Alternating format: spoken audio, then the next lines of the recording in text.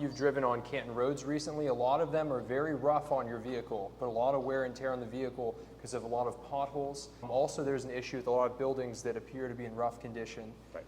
Obviously, when you have better infrastructure, more private citizens and more companies are interested in coming to a city. So as mayor, how would you go about improving the city's infrastructure? Okay, so the city was built on 120,000 residents. Our infrastructure was built for 120,000. We now have 70.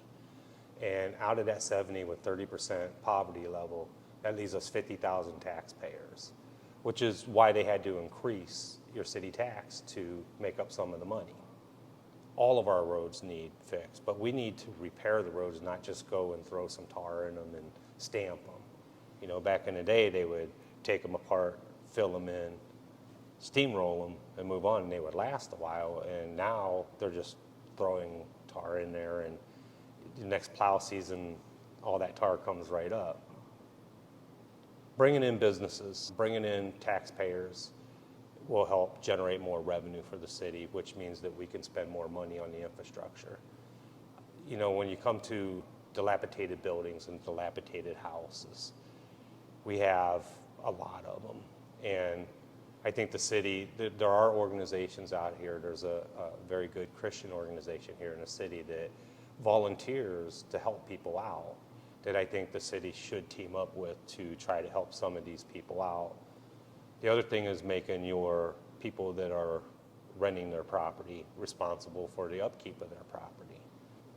There's millions and millions of stories on when you can walk in some of these rentals, and I have seen a couple that I've walked in, and little children, mom, and you look behind them and their ceiling's caving in or their paint's peeling off the wall, leaky water.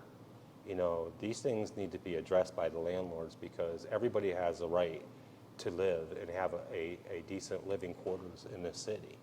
So these things you need to hold the landlords responsible. I know that the city of Canton does. They try. They send out fines.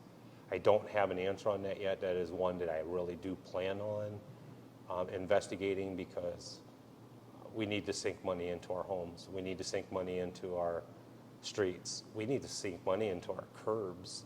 Our curbs are all broken up, and curb appeal makes people want to keep their homes up.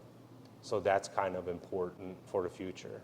Because without growing and fixing our infrastructure, we're not going to be able to bring young families in. And we want young families to come into our city and feel comfortable. This is the place that I want to raise my family. This is the place I want to send my kids to school. This is the place. We're a central city. We're right in the center of everything. So that's why infrastructure is so important.